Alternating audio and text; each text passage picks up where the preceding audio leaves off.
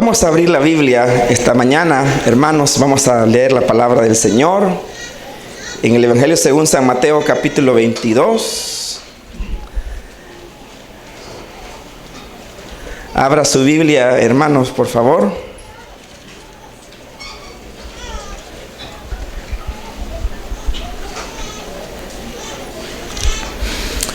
Y también oremos brevemente, hermanos, para pedirle al Señor que nos enseñe su palabra. Padre,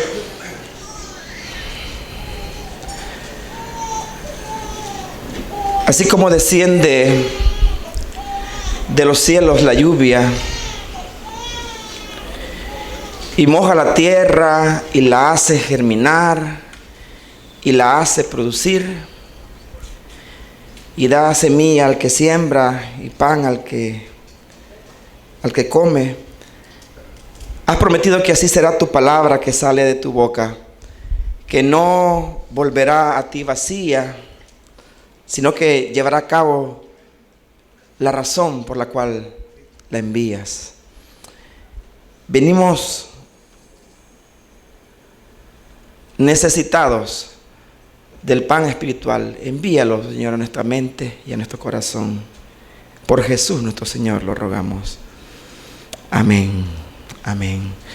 Dice Mateo capítulo 22, hermanos, vamos a leer la palabra de Dios, el verso número 34. Voy a leer la Nueva Versión Internacional.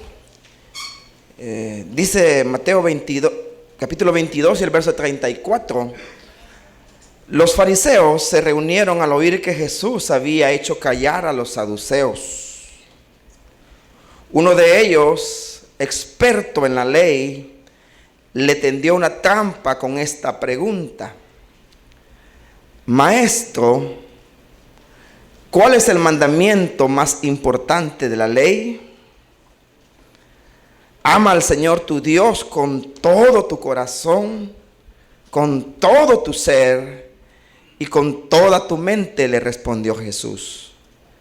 Este es el primero y más importante de los mandamientos.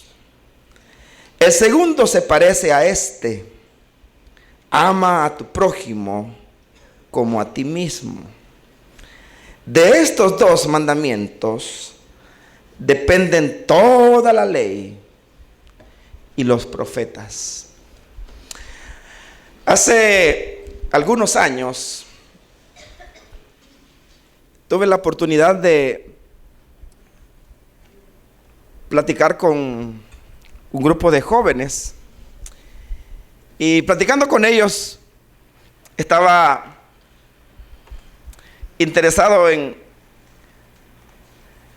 conocer sus respuestas a dos preguntas que me inquietaban. Y yo les preguntaba a ellos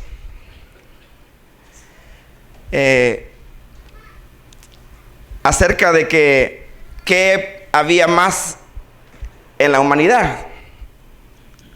Y yo les preguntaba: ¿creen ustedes que hay más personas felices o personas infelices? Y ellos analizaban, y yo estaba preguntándole uno por uno a ellos, ¿verdad? Y yo les decía: ¿qué creen ustedes? Nosotros creemos que hay más personas infelices, me decían ellos. Y yo luego le preguntaba: ¿y tú qué quieres ser? ¿Quieres ser una persona feliz o infeliz? Y todos respondieron: no, yo quiero ser feliz. Y luego yo les pregunté, hice una tercera pregunta: ¿y tú eres feliz de verdad? ¿Eres feliz? ¿Anhelas ser feliz? Sí, anhelo ser feliz. ¿Y eres feliz? Y ellos pensaban y después respondían y decían: no, yo no soy feliz. Estaba hablando alrededor de unos 12 o 15 jóvenes. Por supuesto, estos jóvenes no eran jóvenes inválidos. No cree usted que eran jóvenes que estaban en una silla de ruedas o parapléjicos que no podían moverse, que estaban acostados. No, eran jóvenes sanos, fuertes, bien agraciados y simpáticos, diríamos, ¿verdad? Pero ellos dicen: no, hermano, fíjate, pensando en la respuesta a esa pregunta, no, yo no soy feliz. Unos pocos dijeron, 2 o 3 dijeron: no, sí, yo soy feliz. Y de aquí surge como una reflexión, ¿verdad?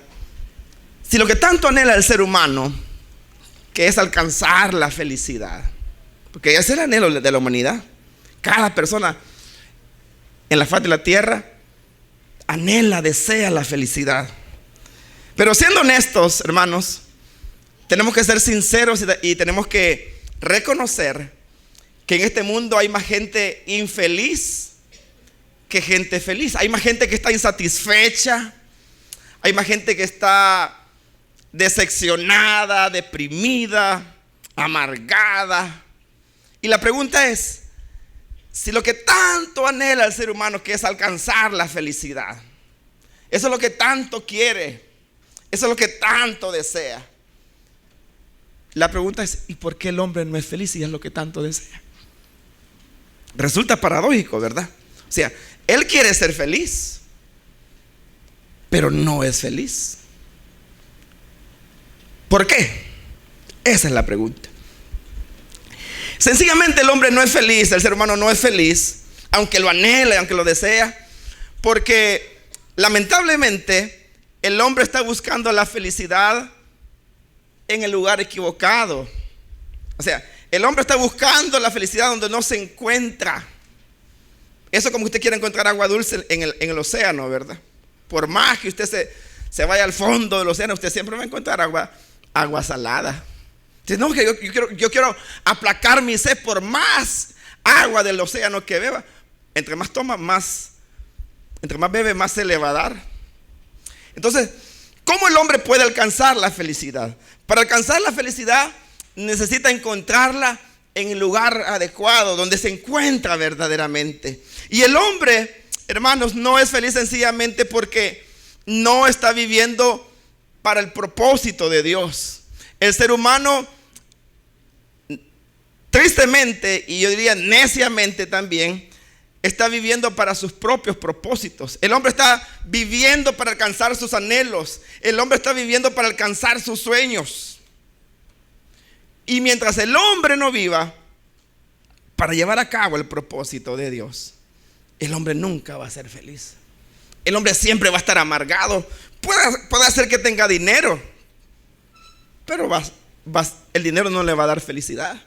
Puede hacer que tenga muchos amigos, pero por muchos amigos que tenga, los amigos no le van a dar felicidad. Puede ser que tenga salud, que tenga trabajo, que tenga bienes materiales, pero nada de eso va a llenar el vacío que el ser humano tiene en su vida. ¿Por qué? Porque la verdadera felicidad únicamente se encuentra en vivir para el plan, para el propósito de Dios. El pasaje de la Biblia que leímos esta mañana, encontramos al Señor Jesucristo. Si usted ve el contexto del pasaje, encontramos que a Jesús están interrogándolo. Jesús está ya prácticamente, tiene las horas contadas para llegar al día que él ha dicho, ¿verdad? Para llegar a la hora, porque Jesús siempre estaba diciendo, la hora todavía no ha llegado. Si usted lee el Evangelio de San Juan, se va a dar cuenta que Jesús decía, porque los hermanos le decían, ve a la fiesta de Jerusalén. Si tú te quieres dar a conocer, ve. Es que todavía no ha llegado mi hora. Todavía no ha llegado. O sea, y Jesús siempre estaba hablando de esa hora. Pero cuando llegamos a estos capítulos finales del Evangelio de Mateo, bueno, y también lo leemos claramente en Juan, él dijo, hoy sí la hora ya llegó. ¿A qué hora se refería? Se refería a la hora en la cual él iba a ofrecer su vida en sacrificio por nuestros pecados. Y fíjese, antes de que eso ocurriera, Jesús ya estaba en Jerusalén. Jesús no vivía ahí, Jesús vivía en Galilea. O sea, él ciertamente nació en Belén de Judea, pero muy pequeño fue llevado a una aldea que se llamaba Nazaret. Ahí vivió su niñez, su adolescencia, y llegó hasta convertirse en un adulto ahí en Nazaret. Pero luego, cuando él comienza su ministerio, los evangelios son claros al decirnos que él se traslada a una ciudad que se llama Capernaum. Y ahí él ahí estableció su base. Pero ¿qué era Capernaum? Capernaum era Galilea. Galilea era la región más pobre de la nación de Israel. O sea, los galileos eran gente despreciables. Eran gente que eran tenidos por gente inculta. Por eso cuando los galileos iban a Jerusalén, todos los conocían. Todos conocían a los galileos. ¿Y cómo los conocían? Obviamente los conocían por su forma de vestir, los conocían por su manera de hablar. Y Jesús ahora, que él es un galileo, recuerda, es un galileo porque él la mayor parte de su vida ha vivido en esta región de Galilea. Sus discípulos son galileos. Usted recuerda cuando Jesús resucita, capítulo 1 del libro de los Hechos, y él va a ascender al cielo. Bueno, es más, él asciende. Dice que los discípulos se quedaron viendo que Jesús subió. Pero de repente, ¿quién habló ahí? Habló un ángel. ¿Y el ángel qué le dice el ángel a los discípulos del Señor Jesús? Les dice: varones galileos, ¿por qué están ustedes mirando al cielo? Pero mire cómo se dirige el ángel a los discípulos. Dice: varones galileos.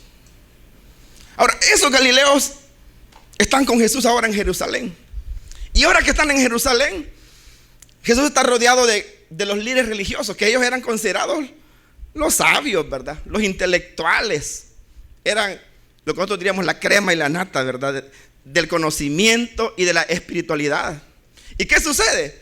Constantemente están ahí grupos como los fariseos, los saduceos, los herodianos, los escribas, y están constantemente haciéndole preguntas. Pero las preguntas que ellos hacían no eran preguntas que tenían el propósito de que ellos de verdad querían aprender. Hay preguntas que la gente le hace porque de verdad ignora algo y pregunta y dice: yo quiero saber. Pero hay gente que pregunta como que dice para agarrarlo en curva, ¿verdad? Usted ha escuchado ese término. O sea, pregunta porque quiere hacer quedar mal a aquella persona que va a responder. Y constantemente Jesús estaba siendo ahí, ¿verdad? Interrogado. Pero lo que querían es encontrar algún motivo para acusarlo. Pero usted si ha leído los evangelios se va a dar cuenta de que nunca encontraron. Nunca dijeron: hoy sí, aquí lo atrapamos. Ellos pensaban que lo habían atrapado, pero querían mojar al agua, hermanos. Querían quemar al fuego. O sea, Jesús siempre le salía adelante. Sí, siempre adelante. ¿Sabe por qué? Porque Él es Dios por sobre todas las cosas. Él es sabio, hermanos. Y el pasaje que leímos nos dice que un experto en la ley, dice el verso número 34, los fariseos se reunieron al oír que Jesús había hecho callar a los saduceos. O sea, ellos celebraron. O sea, los saduceos quedaron burlados porque Jesús respondió una pregunta que tenía que ver con la resurrección. O sea, porque los saduceos no creían en la resurrección. Y obviamente le presentan un caso hipotético, ¿verdad? Y Jesús les dice: mire, ustedes se equivocan porque ignoran la palabra y también ignoran el poder de Dios. Que no se dan cuenta, hombre, que en la resurrección, porque le estaban diciendo: ¿qué va a pasar con una mujer que se casó y se le murió el marido? Luego se casó con el hermano del difunto, y el hermano del difunto se casó con ella y se vuelve y también se murió. Y se casó con el otro hermano, y así. Total, eran 7 hermanos, los 7 se casaron con la mujer y todos se murieron. Y le preguntan: ¿y en la resurrección quién va a ser el marido de esa mujer? Porque los 7 la tuvieron por mujer. Ignorante, les dijo Jesús. Ustedes ignoran la escritura, ignoran el poder de Dios. Es que en la resurrección no se van a casar. Pero como ustedes quieren que le responda, porque el asunto es que ellos están diciendo: Jesús va a quedar en ridículo porque no va a poder comprobar la resurrección. Pero Jesús le dice: mire, les voy a mostrar un pasaje de la Biblia. ¿Ustedes recuerdan el pasaje donde Dios habló con Moisés de una zarza? Sí, de una zarza, perdón. Sí, lo recordamos. ¿Y qué le dice Dios a Moisés? Le dice: yo soy el Dios de Abraham, de Isaac y de Jacob. Mire, Dios no le dijo: yo fui el Dios de Abraham. No, dice: yo soy el Dios de Abraham. yo soy el Dios de Isaac, yo soy el Dios de Jacob, pero yo soy. No dice yo fui, no. ¿Por qué dice yo soy?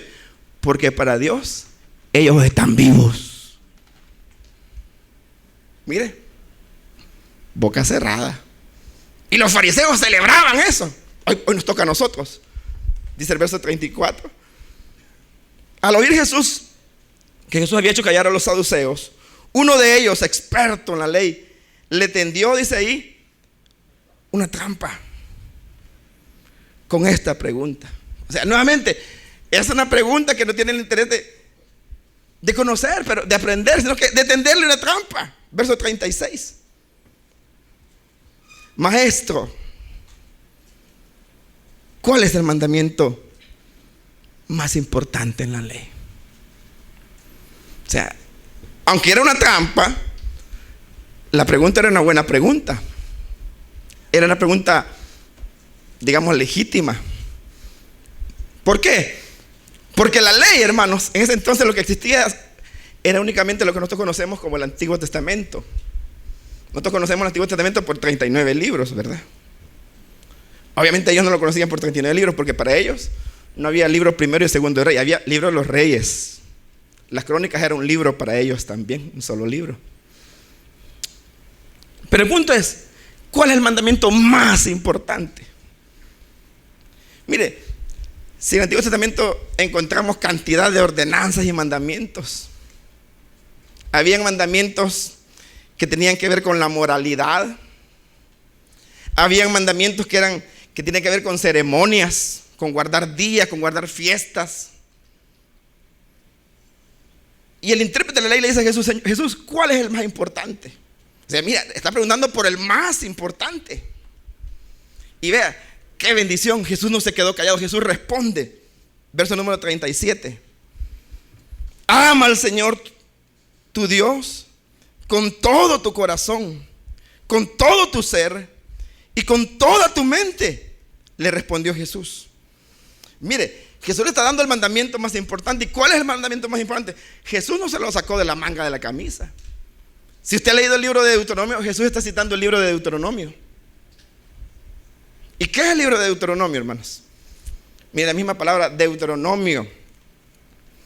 Deu viene de dos, o sea, viene de repetir o de segunda. Deuteronomio significa segunda ley o repetición de la ley. Si usted ve el libro de Deuteronomio, se va a dar cuenta que hay mucha similitud con el libro de Éxodo. ¿Y qué es Éxodo? Miren, eso, usted encuentra lo que nosotros conocemos como los 10 mandamientos. También los encuentra en Deuteronomio.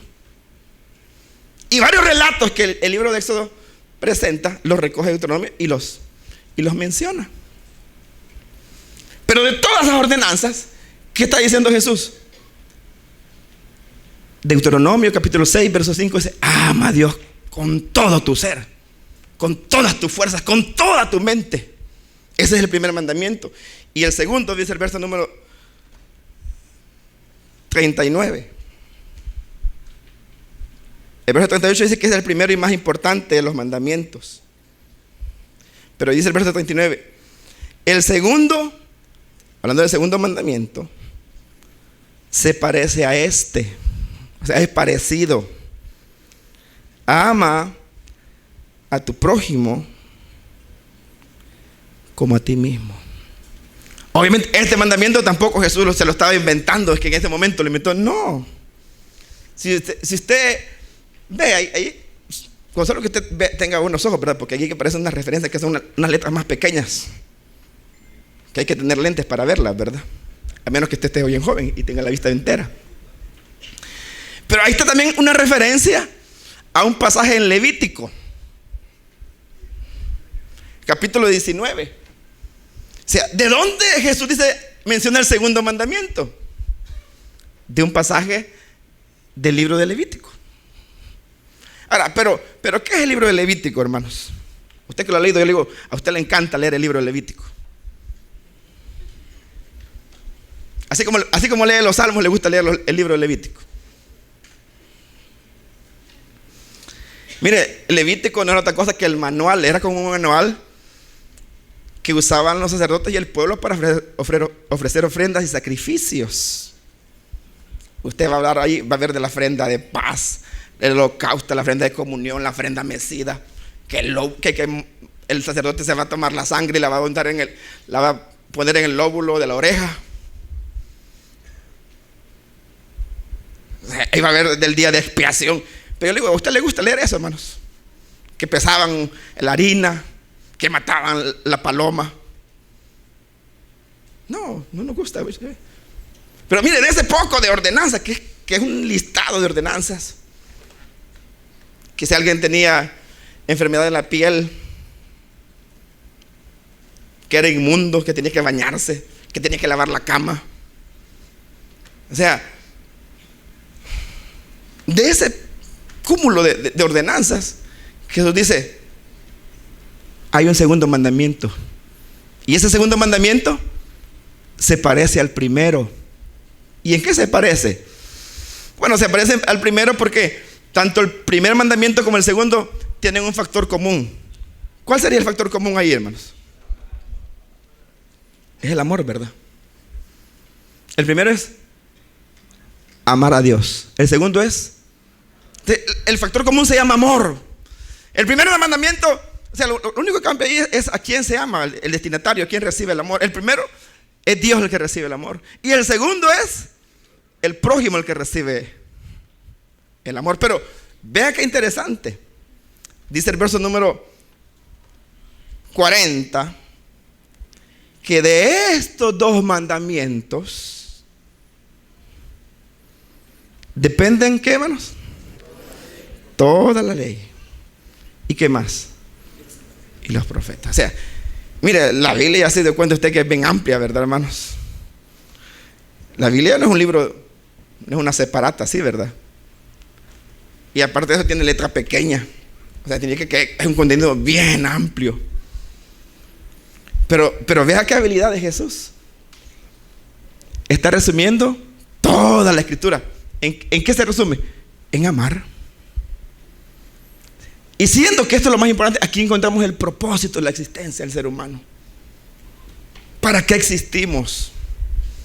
O sea, ¿para qué vivimos? Porque mire, no hay nada peor en la vida. Y yo creo que esto es peor que la muerte. Vivir sin propósito. Que su vida no tenga sentido. Mire, la gente cuando la vida no tiene sentido prefiere morirse que seguir vivo. Prefiere ahorcarse, prefiere tomar veneno, pero no estar vivo. Porque mire, eso es peor, le digo. O sea, vivir sin propósito, que la vida no tenga una razón de ser, eso es una desgracia, hermanos. Yo digo que es la peor desgracia que el ser humano puede enfrentar. Entonces Jesús dice, aquí está la razón de la existencia. Se llama amor.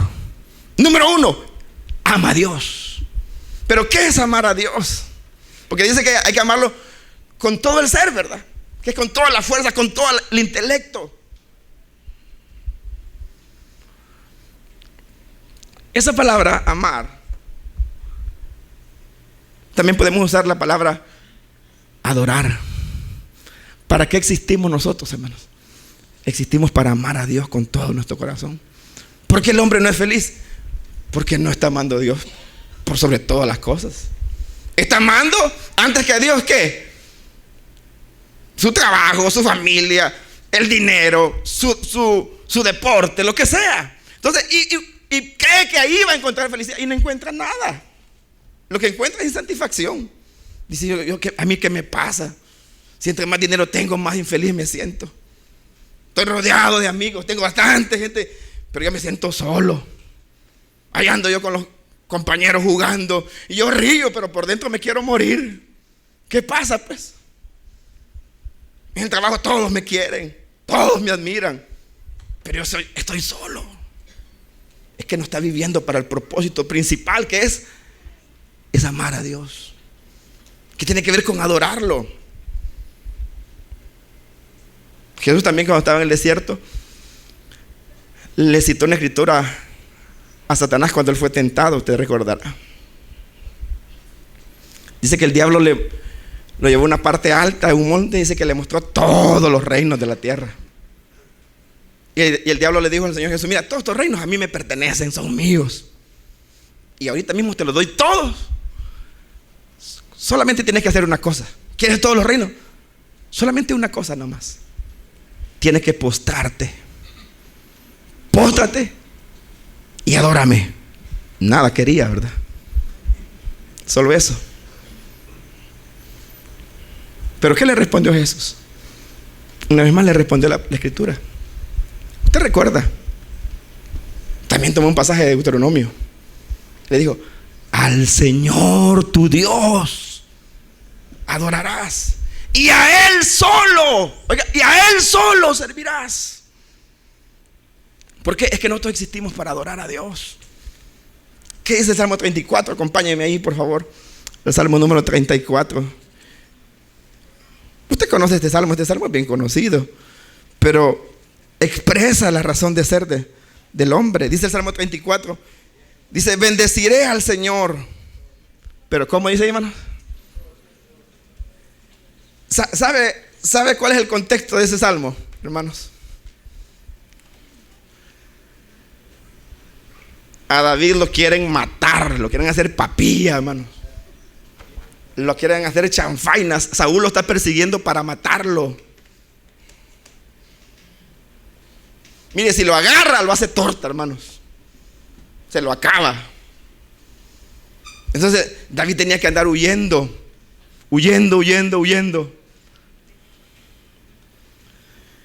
Entonces, ¿qué hace David?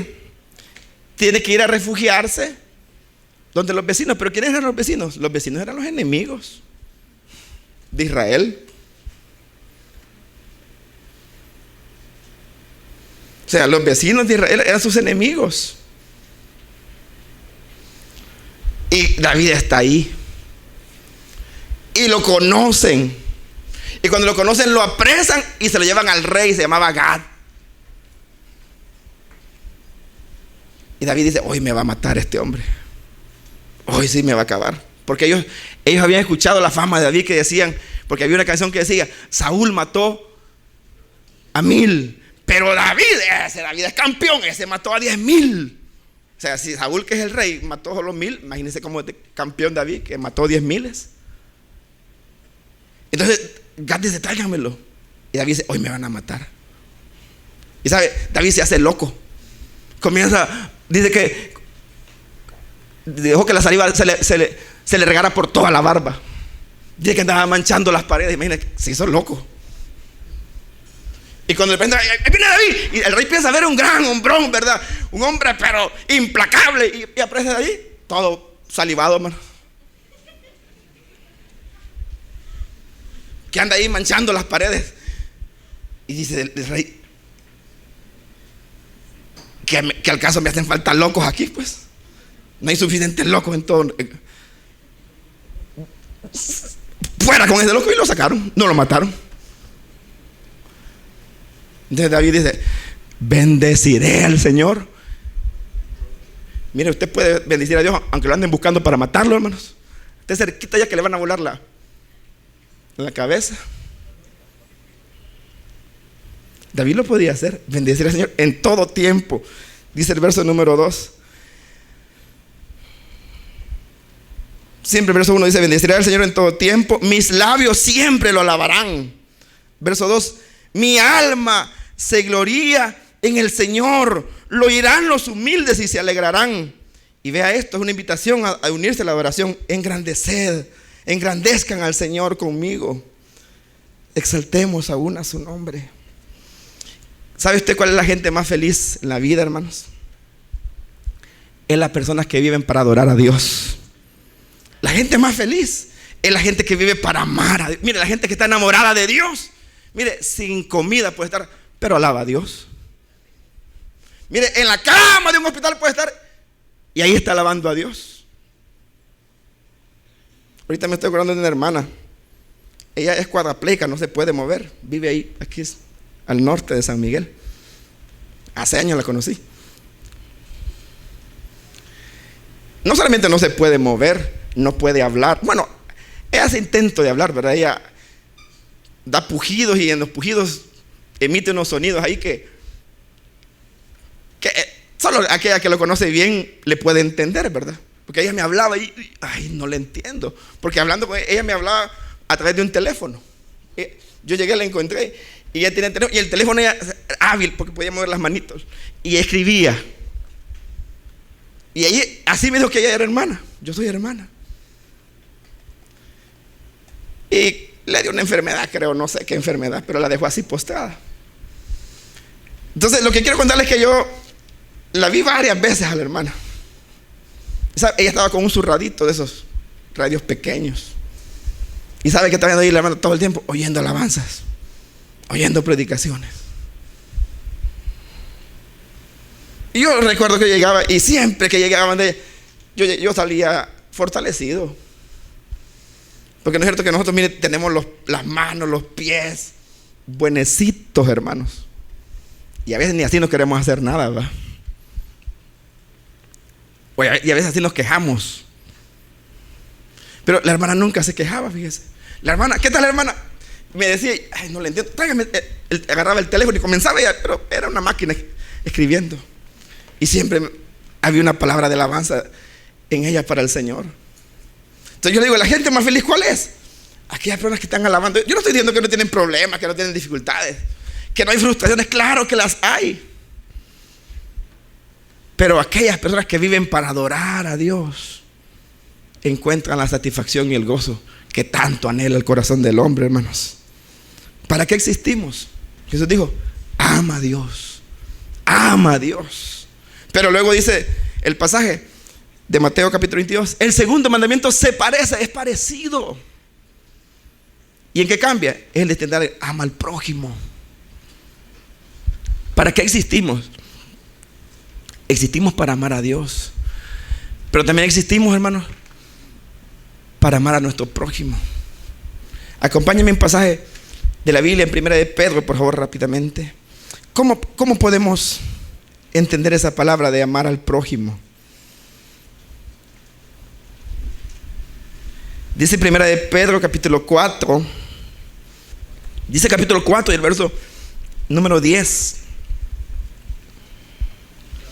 Cada uno ponga al servicio de los demás el don que haya recibido, administrando fielmente la gracia de Dios en sus diversas formas. ¿Cómo podemos amar a nuestro prójimo? Poniendo al servicio de los demás, hermanos, lo que hemos recibido de Dios. ¿Sabe? No hay nadie aquí en este auditorio que no haya recibido una gracia de Dios. Nadie. Pues no, hermano, a mí Dios no me dio nada.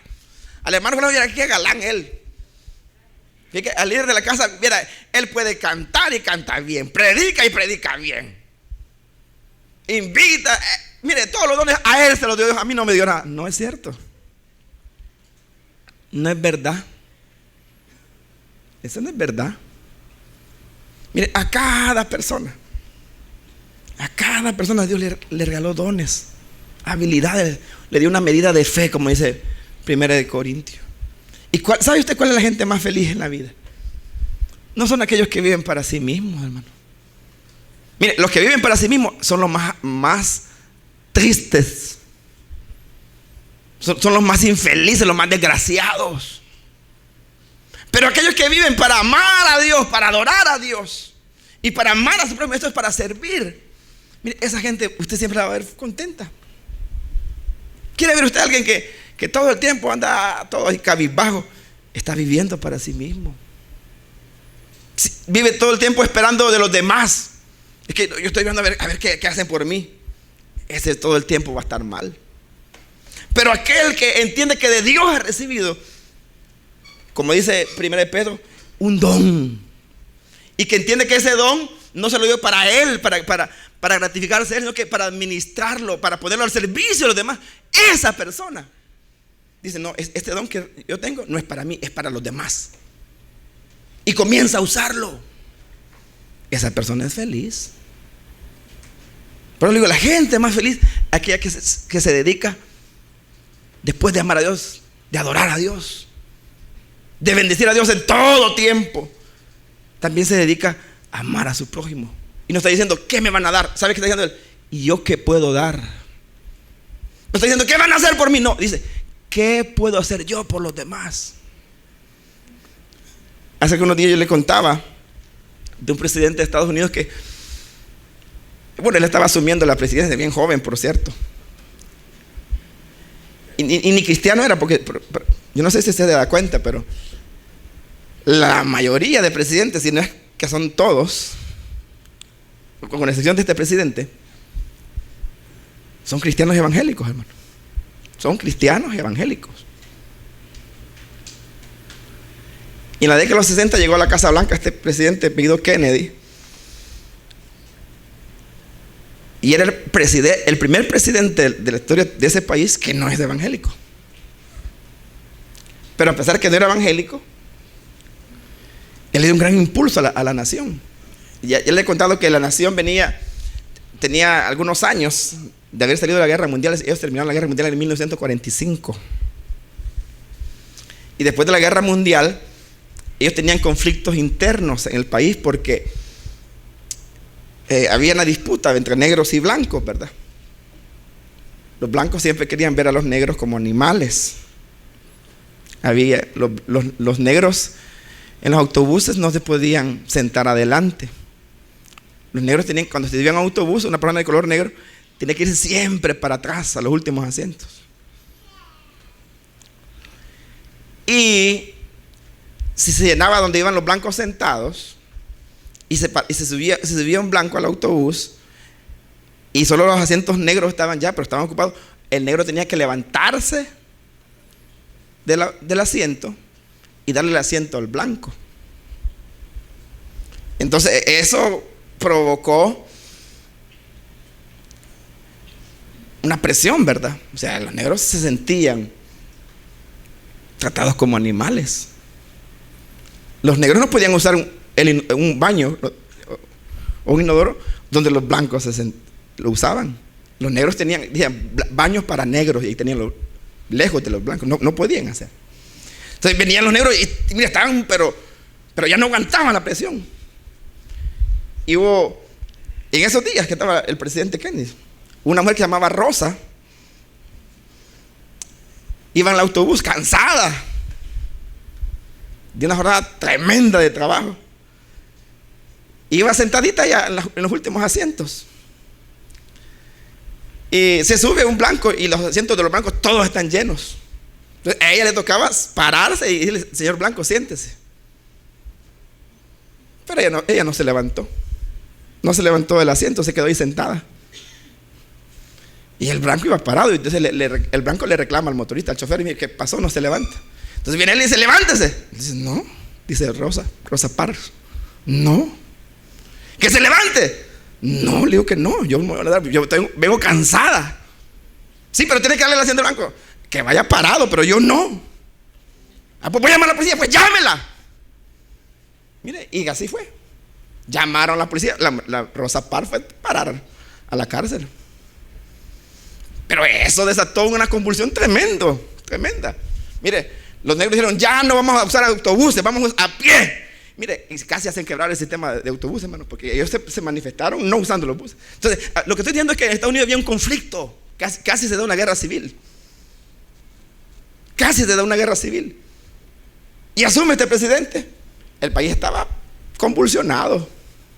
Pero él viene y dice, compatriota, no te preguntes qué va a hacer tu país por ti. Pregúntate qué vas a hacer por tu país. Mire, eso fue dinamita, hermanos. Cambió.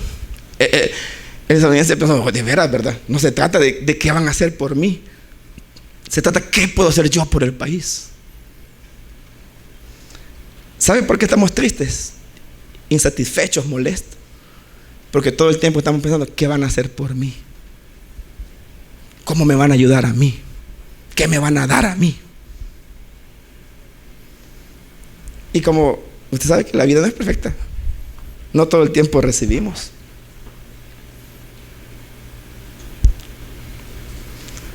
Y ahí cuando no recibimos algo de alguien, fulano no me habló, dice. Se molestó porque no le habló. Bueno, ¿y usted que no tiene boca para hablarle? El que entiende, dice, no, es que no se trata, no, yo puedo ir y yo le voy a hablar. Yo no estoy esperando que no, yo voy a ir a saludarlo. Entonces, ¿se trata de qué, hermanos? No voy a vivir esperando de otros. Yo me voy a dar por amor a Dios a los demás. Esa gente alcanza la felicidad. ¿Por qué? Porque está viviendo para el propósito de Dios. Está viviendo para el propósito de Dios. La pregunta es, ¿para qué está viviendo usted? ¿Cómo es su vida? Dice, ¿de verdad yo soy feliz? ¿De verdad yo estoy satisfecho? ¿O estoy decepcionado de la vida? ¿Estoy triste? ¿Amargado? Pregúntese si está viviendo, número 1, para amar a Dios. Si está viviendo, número 2, para amar a su prójimo. Si vive para eso, mire, ninguna mosca que le pique lo va a incomodar. Todo el tiempo usted va a andar feliz. Usted puede tener las peores circunstancias. Postrado en una cama puede estar, pero usted en esa cama decir, Señor, te alabo, Dios. Usted puede ir sin trabajo, puede estar, Señor, no sé por qué, ¿verdad? Pero te doy gracias, Señor. Sin trabajo tal vez, y usted viendo cómo ayuda a otros. La gente dice, bueno, ¿y qué te pasa? ¿Y qué le pasa a fulano? Pues, ¿qué tiene él? Otros se van a preguntar. Otros se van a preguntar, yo tengo más que él y yo mire cómo estoy aquí de triste, y él sin trabajo, sin todas las comodidades que yo tengo, pero mire, él siempre está contento. ¿Sabe por qué? Está viviendo para el propósito de Dios. Quiera Dios, hermanos, que ese sea el caso suyo. Ese sea nuestro caso, el caso de cada uno de nosotros. Y de esa manera, mire, su vida va a ser un impacto tremendo allá afuera. Usted va a impactar como usted no se imagina. Un impacto. Tal vez usted no sea un predicador, no sea alguien elocuente para hablar. Tal vez usted es alguien que le da miedo hablar. Pero si vive para amar a Dios y para amar a su prójimo, usted va a ser el mensaje más poderoso que este mundo, que puede impactar este mundo. Así que, hermanos, vivamos para eso. Y se va a dar cuenta que nuestra vida será totalmente distinta y principalmente estaremos glorificando al Señor, hermanos. Vamos a orar, vamos a cerrar nuestros ojos esta mañana, hermano.